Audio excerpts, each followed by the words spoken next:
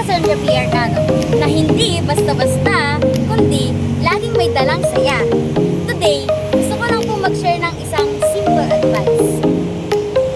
Sana po ay lagi po natin piliin na maging mabait sa isa't isa.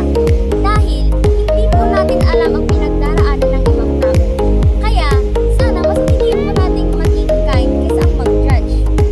Bago po tayo magsalita o mag-comment sa ibang tao, sana isipin po muna natin kung makabubuti o makakasakit po ba ang sasabihin natin. Minsan, isang simpleng smile, pagrespeto o pagtulong ay malaking bagay na para sa isang tao. Tandaan po natin na lahat po tayo ay nagkakamali at may kanya-kanya po tayong pinagdaraanan. Kaya, instead of judging others, mas piliin po nating unawain at respetuhin sila. That's all po. Thank you for listening and watching. Sana, piliin po natin maging mabait at huwag manghusga. Have a great day, everyone!